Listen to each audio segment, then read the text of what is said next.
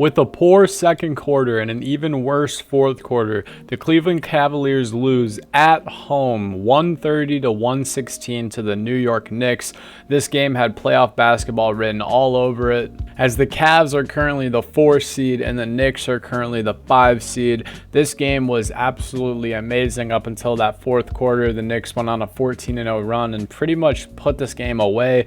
We saw a lot of great things from Evan Mobley tonight. We saw a lot of great things from the star duo of Mitchell and Garland. And on the Knicks side of things, we obviously saw Jalen Brunson absolutely pop tonight, as well as some really solid bench production. We're going to get into all that in today's video, guys, but before we do, I just want to take a second to thank each and every single one of you. Today marks 32 uploads in a row and 31 uploads in the month of March. We uploaded every single day in the month of March, and we did hit 1,000 subscribers. I can't thank you guys enough. If you're new here and do want to support the channel, we are on the road to 2,000 subscribers now. So if you're interested in any NBA content, please be sure to consider hitting that subscribe button. Without further ado, let's get straight into this video talking about the winners of tonight's video, the New York Knicks. First and foremost, Jalen Brunson looked like he could not miss a shot tonight. He finished with 48 points, 9 assists, 4 rebounds, and shot 7 for 12 from 3 and 18 for 32 from the field. He was absolutely dominant. In the end of the third, beginning of the fourth, he went through a little bit of a rough patch where he, acquired most of his misses, if you will.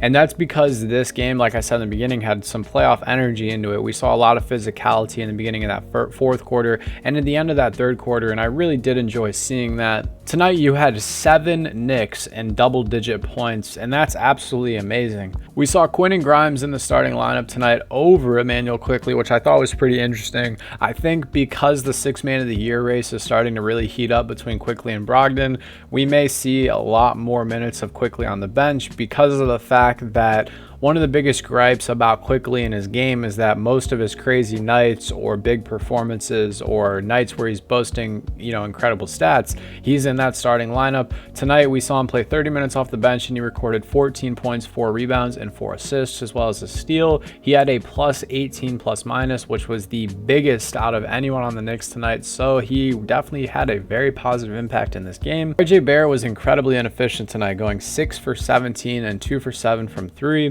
He finished with 14 points, although he did have 7 rebounds. Tonight, I really did enjoy watching Obi Toppin start in place of Julius Randle as he was hurt. In less than 20 minutes, he had 12 points tonight, and he hit 2 3-pointers. I think Obi Toppin is one of those talents who's never... It's sad for me to say it out loud. Now, I was thinking about it, but now it's sad for me to say out loud that he's one of those talents that I'm not really sure if he's ever going to reach his potential.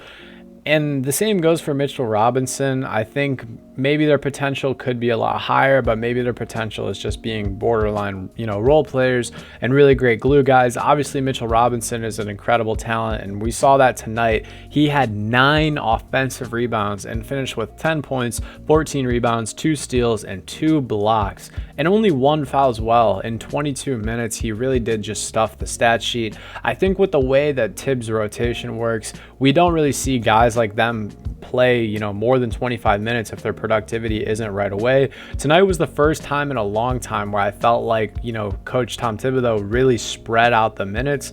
It really seems like, and it's been a thing for a long time, even dating back to his days in Chicago or Minnesota, that Tibbs is not really one to, share the minutes, if you will. And I'm sure come playoff time, we'll see that, come back. Last person I want to shout out tonight, or last two, I guess, off the bench, Isaiah Hartenstein did absolutely amazing tonight. He finished with 9 rebounds and 3 blocks and 2 steals. And then the second person is Josh Hart, who went perfect from the field tonight and finished with 11 points and 7 rebounds. I think Josh Hart was an absolute steal from the Blazers this season. He is a guy, kind of reminds me of Gary Payton II, who is always going to have a spot on a championship team. He plays way bigger than his height, and he's just one of those guys that's great in the locker room. And like I said, I think as long as he wants to play in the NBA, a job will be waiting for him. Now on to the Cleveland Cavaliers. Tonight's 42-point performance by Donovan Mitchell was obviously spoiled by the Knicks.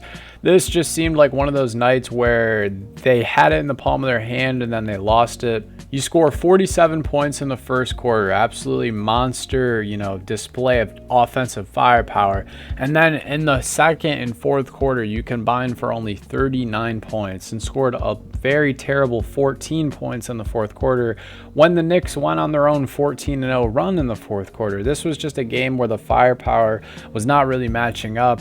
Evan Mobley tonight looked absolutely awesome. He didn't really shoot the ball that much, and I don't know if that's ever going to change. Maybe as he grows into, a bigger and more confident talent down low, it will change. But tonight, he only took 8 shots, and he went 6 for 8 and finished with 14 points, 5 assists, and 7 rebounds, as well as 3 blocks. It just upsets me to see, especially in a night with no Jared Allen, that Evan Mobley isn't more active or looked for. It's just Donovan's taking 20 shots and Garland's taking 20 shots and everyone's just taking a ton of shots, but we're not getting the big man involved. I digress. Garland tonight, great game, 20 points, 9 rebounds, really efficient from the field and 9 assists, really efficient from the field and from three-point land. I always wonder if Garland is ever going to up his three-point volume, because he has these nights like tonight where he goes 2 for 4 from the 3, and he has nights where he'll go 3 for 6, but I feel like I really never see him just letting it fly like his teammate Donovan Mitchell, and that might be because Donovan Mitchell lets it fly so often. We saw Robin Lopez play tonight, which I thought was pretty interesting because of the fact that he really has not played a lot this season. I guess that's what happens when one of your bigs is out. Someone's got to fill those minutes.